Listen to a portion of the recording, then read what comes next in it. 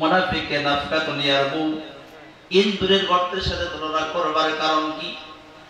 ইমাম যাহাবী রাহমাতুল্লাহ আলাইহি ডাক দেয়া বলেন, বাবা মুনাফিককে ইন্দুরের গর্তের সাথে তুলনা করবার কারণ হলো ইন্দুর যখন একটা গর্ত খনন করে বসবাস করবার জন্য, খুব খেয়াল করেন, বসবাস করবার জন্য এই গর্তের মধ্যে যদি পানি ঢেলে দেওয়া যায় আর ওই ইন্দুরটা যদি বের হয়ে আসে, আপনারা বলেন তো দেখি ইন্দুরটাকে কি জামায়াত করবে?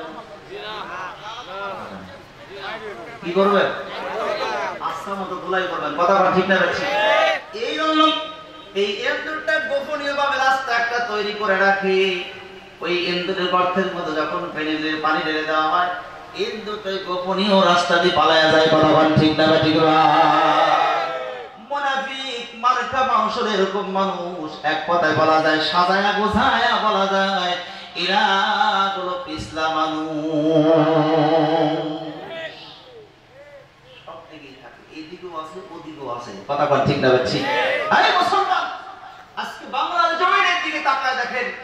বাংলার জমিনে ইসলামের কোরআনের যতটা ক্ষতি কাফিরেরা করেছে, এর থেকে অনেক অনেক অনেক অনেক গুণ বেশি ক্ষতি করেছে নামধারী মুসলমান মুনাফিকের বাচ্চারা।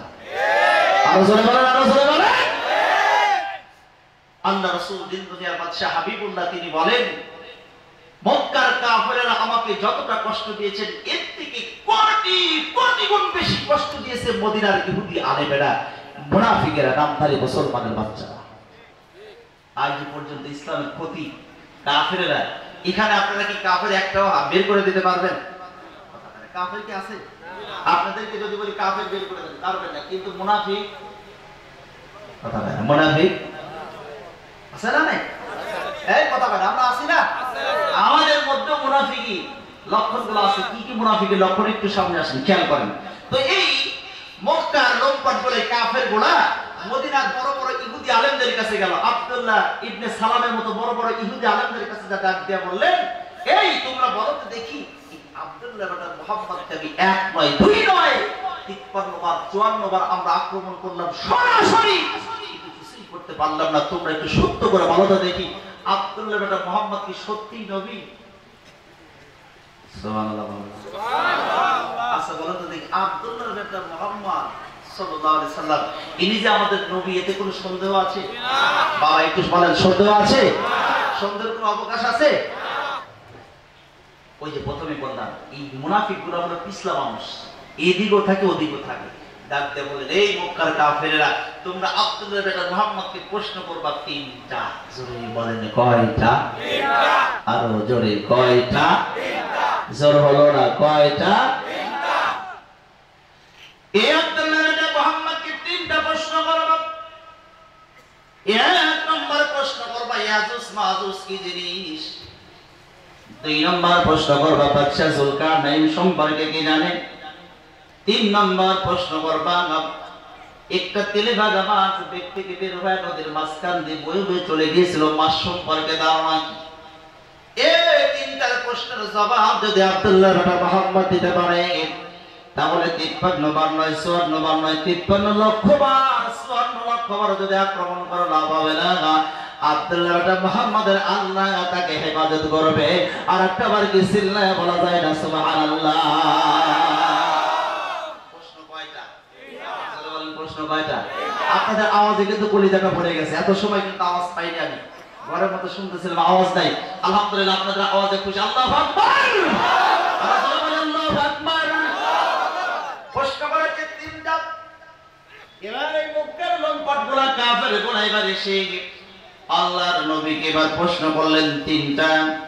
আল্লাহর নবী বললেন, ঠিক আছে, আমি আগামীকাল কি বলবো? আগামীকাল বলবো, আগামীকাল বলবো। এই যে তিনি বললেন আগামীকালকে বলবো, মাঝখানে একটু শব্দ তিনি বলতে ভুলে গেলেন। ওই শব্দটুকুর নাম হলো ইনশাআল্লাহ। একটু জোরে বলা যায় না? মাশাআল্লাহ, ইনশাআল্লাহ। ইনশাআল্লাহ বলতে, ইনশাআল্লাহ না বলার কারণে আল্লাহ পাক রব্বুল আলামিন 14 থেকে 15টা দিন আল্লাহ পাক নবীর উপরে ওহী বন্ধ করে দিয়েছেন, কথা বলা বন্ধ করে দিয়েছেন, ওহী বন্ধ করে দিয়েছেন। ওহী যখন বন্ধ করে দিয়েছেন, এই যে কাফেরদের কাছে বলেছে কি আগামীকালকে বলবো, কিন্তু দিন গেছে কয়টা? কয়টা?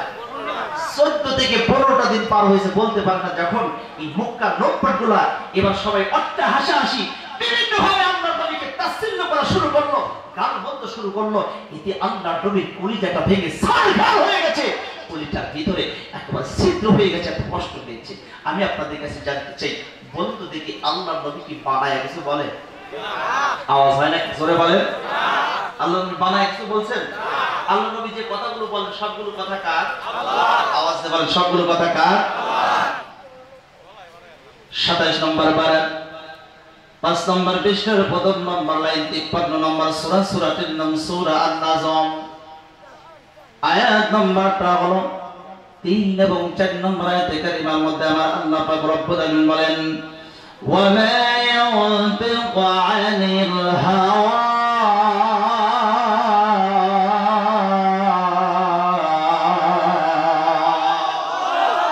ইন হুয়া ইল্লা ওয়াহয়ুন ইউহা।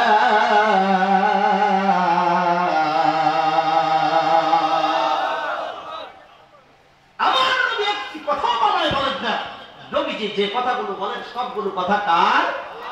আওয়াজ দিয়ে বলেন, সবগুলো কথা কার? বন্ধুগণ আমার, ভাইরা আমার, খুব খেয়াল করেন। কিন্তু এই মক্কার লোকপাটগুলো 14টা দিন 15টা দিন আল্লাহ নবী যখন এই কথা বলতে পারেন, আল্লাহ ওহী নাযিল করেন না, ওয়াট্টা হাসাহাসি শুরু করলেন, তাচ্ছিল্য করা শুরু করলেন, বিভিন্ন ভাবে গান বন্ধ করলেন, আল্লাহ নবীর কলিজাটা ভেঙে ছারখার হয়ে যায়, চোখ বয়ে পানি পড়ে। বন্ধুগণ, এই জন্য আল্লাহর নবী বলেছেন, আমাকে যতটা কষ্ট মক্কার কাফেররা দিয়েছেন, এর থেকে অনেক অনেক অনেক গুণ বেশি কষ্ট দিয়েছে মদিনার ইহুদি, মদিনার মুনাফিকরা। আজকেও আমাদের সমাজের মধ্যে ইসলামের ক্ষতি কাফেররা করে না, নামদারি মুসলমান মুনাফিকেরা কথা বলে, ঠিক না ঠিক? আরো জোরে কথা বলে, ঠিক না ঠিক? বলেন তো দেখি, মুনাফিকের আলামত কয়টা? আমি কিন্তু নিয়াত করে আসছিলাম 2 ঘন্টা একটা তাফসীর করব, আলোচনা করব, সময় খুব অভাব, এই জন্য মোট আলোচনা নিয়ে আসতেছি। খেয়াল করেন, বলুন তো দেখি মুনাফিকের আলামত কয়টা? জোরে বলেন, মুনাফিকের আলামত কয়টা? আর তো জোরে বলেন। আওয়াজ নাই কেন? জোরে বলেন। কষ্ট হচ্ছে আমার উপরে আপনাদের? গাল দিতে মনে হয়? তারপরও বলে, যদিও গাল দিতে চায় তারপর গাল না দিয়ে একটু বলেন কয়টা? আলামাতুল মুনাফিকি সালাসাতুন। বিশ্বনবী একটা হাদিসের মধ্যে বলেছেন 3টা, আরেকটা হাদিসের মধ্যে বলেছেন 1টা, 4টা। আমি যতটুকু কোরআনুল কারীম গবেষণা করেছি, কোরআনুল কারীম গবেষণা করে আমি নোট করেছি আরো 10টা আয়াতে 10টা। কোরআনুল কারীম থেকে আল্লাহ বলেছেন 10টা, আর আল্লাহর নবী বলেছেন কয়টা? 3টা। 14টা, 4টা। কয়টা? একটা হাদিসে 3টা, আরেকটা হাদিসে 1টা, এই হলো 4টা। এই হলো সর্বমোট মুনাফিকের আলামত কয়টা? জোরে বলেন, কয়টা? 4টা। আর 14টা। আল্লাহ নবী বলেছেন 10টা। আল্লাহ বলেছেন 10টা, নবী বলেছেন কয়টা? 14টা। 4টা, তার মানে 4 আর 10 কত হয়? 14টা। এখন এই 14টা আলামত বলতে গেলে আমার সর্বনিম্ন হলো আমার সময় দরকার, প্রায় 2 থেকে 2.5 ঘন্টা, কিন্তু সময় নেই। বন্ধুগণ আমার, ভাই না, এটা বললে হবে না, অনেক চলে যাবে ভাই, আমি এটা ভালো করে জানি। রাত 12টার পরে শয়তান এসে, এমনি তো শয়তান আছে না নাই? কথা বলা আছে না নাই? পাশার মধ্যে খুঁচাইতেছে, এ আলোচনা চলবে না, চল নাই, বাসায় যাই, ঘুমাই। কথা কর ঠিক না ঠিক? এরকম অনেকেই কিন্তু খুঁচা আনা শুরু করেছে। কথা কর ঠিক না ঠিক? তো দেখি শয়তানকে কে কে এখান থেকে নিয়ে যেতে পারে। যারা যাবে মনে করবেন ওই শয়তান পাশার মধ্যে খুঁচা দিয়ে নিয়ে যাইতেছে। কথা কর ঠিক না ঠিক? আসলে বলেন, আমি আপনাদের কাছে টাইম দিচ্ছি 12:30, 1 মিনিট আমি এদিক ওদিক যাবো না, খেয়াল করেন। তাহলে 1 নম্বর মুনাফিকের আলামত যেটা, সেটা হলো ইযা হাদাসা কাযাবা। ব্যক্তি যখন কথা বলে, কথায় কথায় মিথ্যা কথা বলে যারা, আল্লাহর নবী বলে ইরা হলো টাটকা মুনাফিক। কথায় কথায় মিথ্যা কথা বলে। আপনারা যারা এখানে বসে আছেন মঞ্চে বা সাইডের সামনে, বলে তো দেখি মিথ্যাবাদী লোক আছে না নাই? আসতে বলতে আছে না নাই? আমি গোলাম মুর্তজার ওয়াজ করে খাই, আমি কিন্তু একটা মিথ্যা কথা বলি না। কথা কয় না, এই কথা কয় না, ওয়াজ করে খাই তাই বলে মিথ্যা কথা বলি না, অনেক সময় বলে ফেলি। কথা কয় ঠিক না ঠিক? এই জন্য মিথ্যা কথা বলে যারা মুনাফিক, তারা বলেছেন কি? আল্লাহ রাসূল। কথা কয় না, আল্লাহ আমি মনে আপনাদের ভিতরে ঢুকাইতে পারতেছি না। আল্লাহ রাসূল বলেছেন ইদা আত্তাসা, ব্যক্তি যখন কথা বলে কথায় কথায় মিথ্যা কথা বলে যারা মুনাফিক মানুষ হলো তারা। কথা বলে ঠিক না ঠিক? তাহলে মিথ্যা বলার যতগুলো যন্ত্র আছে আমি আমার গবেষণা করে দেখেছি, সব সাইডে মিথ্যা বলার যন্ত্র মধ্যে সব সাইডে বড় যন্ত্রের নাম হলো মোবাইল। কথা হয় না কেন? আরো যারা বলেন এই আমাদের সভাপতি সাহেব কই গেল? সভাপতি সাহেব আমার কুকুর বারবার করে আমাকে ফোন দিয়ে বলেছে হুজুর কত দূরে আছেন। আমি যখন নামটা দেখি নাই তখন বলেছে আমি অমুক জায়গা পার হয়ে আসছি, কিন্তু জায়গার নামটাই বলতে পারছি না। সব জায়গায় কি নাম লেখা থাকে? অমুক জায়গায় কথা বল, বাজারের কাছে আমি তো বলতে পারতেছি না। বারবার করে ফোন দিয়েছে কোন জায়গায়। যখন আমি যে জায়গায় তখন সেই জায়গায় বলার চেষ্টা করেছি, কিন্তু এই এমন মানুষ আছে দেখবেন মোবাইলের মাধ্যমে আসি আমি পাবনা, যদি বলা হয় আপনি আছেন কোথায় বলবে আমি ঢাকা। কথা হয় না? আর যারা বলে আছে বরিশাল, যদি বলা হয় কোথায় বলে আমি ঝিনাইদহ। কথা বল না কেন? মিথ্যা বলার যতগুলো যন্ত্র আছে সব চাইতে বড় যন্ত্রের নাম হলো কি? আর যারা বলেন বাসায় এসে ডাকতেছে অমুকের বাবা কি বাড়িতে আছে, অমুকের বাবা কি বাড়িতে আছে। ছোট্ট একটা বাচ্চাকে পাঠিয়ে দিয়েছে 6-7 বছর বয়স। ওকে বলেছে বাবা যা বলো যে আমার বাবা বলে দিল বাবা বাড়িতে নেই।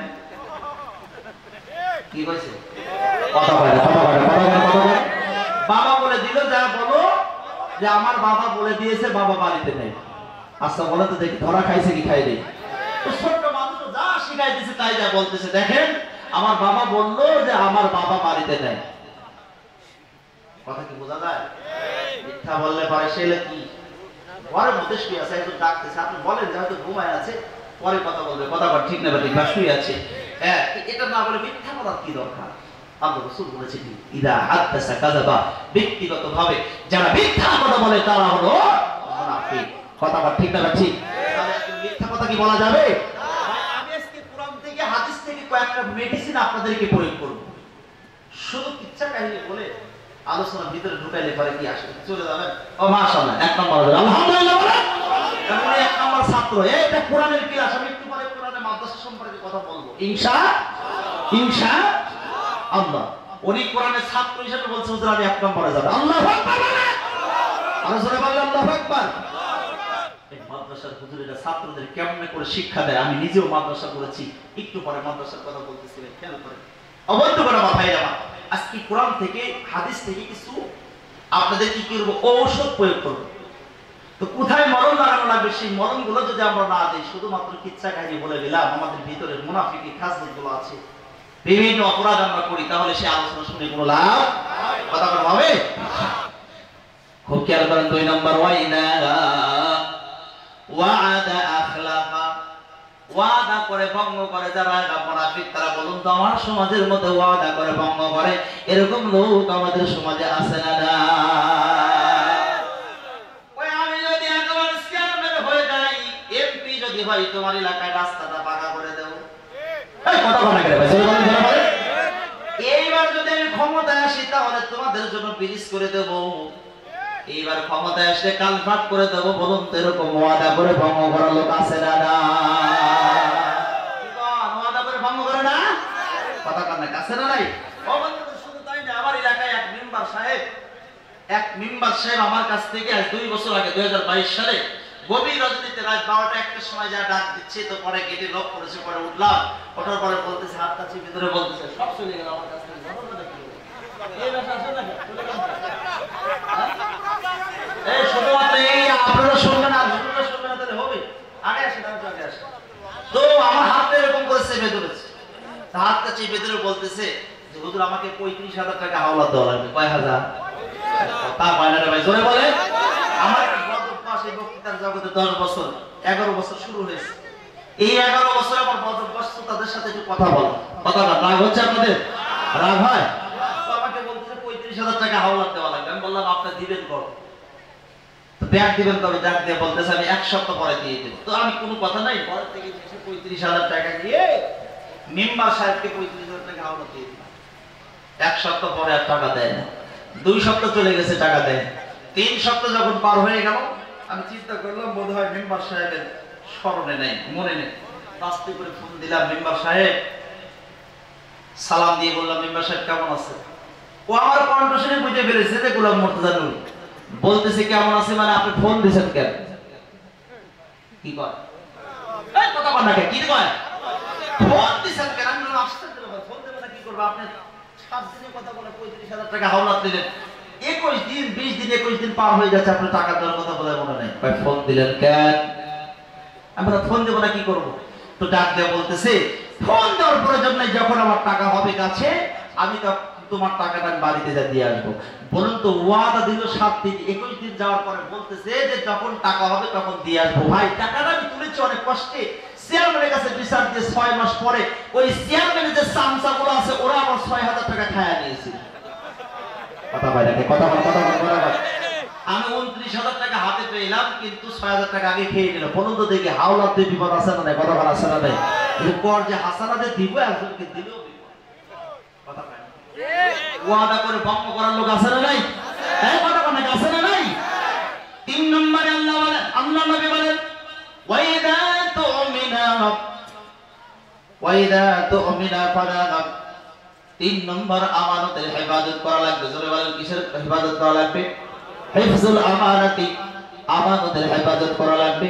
বলুন তো দেখি আজকে আমার সমাজের মধ্যে আমানতের হেফাজত কি আছে? ওয়াইদা তুমিনা ফাদাক, আমানতের হেফাজতের কথা বলেছেন, কিন্তু আজকে আমার সমাজে সব জায়গায় আমানতের খিয়ানত। কথা বল ঠিক না ঠিক? আরো জোরে বলেন, জোরে বলেন। আমানতের হেফাজত করার দরকার আছে না নাই? আরো জোরে বলেন আছে না নাই? সাহাবায়ে তাবিঈনের একটা কথা শোনায় যে খুব খেয়াল করেন। তাবি আবু বকর সিদ্দিক কিন্তু নয়, সাহাবী আবু বকর নয়, তাবি আবু বকর। এই তাবি আবু বকর মক্কার শহরের মধ্যে তিনি হাঁটতেছেন, হঠাৎ করে তাকায় দেখেন একটা থলি দেখা যায়। কি থলি? কথা বলে কি থলি? সবুজ একটা থলি দেখতে পাইলেন। তার আবু বকর সবুজ থলিটা কি করলেন? তুলে নিলেন, বাড়িতে গেলেন। আস্তে করে সবুজ থলিটা যখন খুললেন, খুলে দেখে এই সবুজ থলির মধ্যে কোটি টাকার একটা হার দেখা যায়। কয় টাকা দামের হার? জোরে বলেন, কয় টাকা দামের হার? কোটি টাকা দামের একটা হার যখন পাইলেন, বাড়িতে যাওয়ার চিন্তা করলেন। পরের দিন সকালবেলা এবার চিন্তা করলেন আমি একটু মক্কার শহরে যাই, দেখি তো কোটি টাকার হারটাকেও তালাশ করে কিনা দেখার জন্য তিনি পরের দিন বাজারে চলে গেলেন। মক্কার শহরের মধ্যে চলে গেলেন। এমন সময় তাকায় দেখেন একজন মুরব্বী, চুলগুলো পেকে গেছে, দাড়িগুলো পেকে গেছে। এই মুরব্বী পাহাড়ের উপর উঠিয়া ডাক দিয়ে বলেন, ভাইরা আমার, তোমাদের এই মক্কা শহরের মধ্যে আমার কোটি টাকার একটা হার আমি হারায় ফেলেছি। তোমরা যদি কেউ পেয়ে থাকো তাহলে কোটি টাকার হারটা তোমরা আমানত হিসাবে তোমরা আমাকে এটা দিয়ে দাও। আর এই যে দেখতেছো বাম হাতের মধ্যে লাল একটা থলি দেখতে পারছো, এই বাম হাতের লাল থলির মধ্যে 10,000 দিরহাম আছে। তোমরা যদি এই কোটি টাকার হারটা আমাকে যদি আমানত হিসাবে তোমরা আমাকে গচ্ছিতভাবে দিয়ে দাও, তাহলে 10,000 দিরহাম তোমাকে বকশিশ দিয়ে দেব। জোরে জোরে বলেন সুবহানাল্লাহ। উপহার দেব, বকশিশ দিয়ে দেব, তোমরা যদি এই কোটি টাকার হারটা যদি আমাকে দিয়ে দাও। আর একটা বার বলি আল্লাহু আকবার। আমরা কি দিতাম? আমরা তো অনেক সময় বলে আল্লাহ তুমি আমাকে অনেক ধনী বানাও, বা আমার সামনে তুমি আমাকে 1.5 মণ 2 মণ 5 মণ সোনা দাও। কথা ঠিক না ঠিক? এরকম বলি কি বলি না? অনেক সময় আমরা বলে ফেলি। তো কোটি টাকার একটা হার পেয়েছি আমরা। কোটি টাকার হারটা প্রায় 5,000 টাকা মসজিদের বারান্দায়। খেয়াল করেন কোন বারান্দায়? মসজিদের বারান্দায় নামাজ পড়তে পড়তেছেন মুসল্লি। এমন সময় তাকায় দেখে 1,000 টাকার নোট 5টা পড়ে আছে বারান্দায়। চিন্তা করলেন যে 5টা নোট, 1,000 টাকার নোট পড়ে আছে। পিছন দিকে তাকায় দেখে কেউ নাই, বামে তাকায় দেখে কেউ নাই, বামে তাকায় দেখে কেউ নাই, ডানি তাকায় দেখে কেউ নাই, সামনেও কেউ নাই। আস্তে করে 5,000 টাকা দিয়ে এবার কি করলেন? পকেটের মধ্যে পড়ে একেবারে সামনের কাতারে যাই ইমাম বরাবর দাঁড়ায় গেছে। আল্লাহু আকবার। কথা বলে না? ও কি নামাজ পড়তে গেছে না শয়তানি করতে গেছে? আরো ধরে বলে নামাজ পড়তে গেছে না শয়তানি করতে গেছে?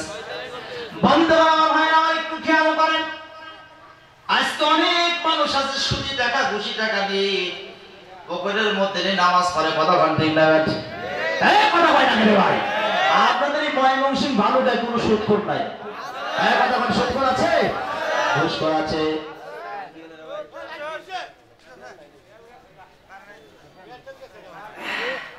এত সময় কারণ ছিল না।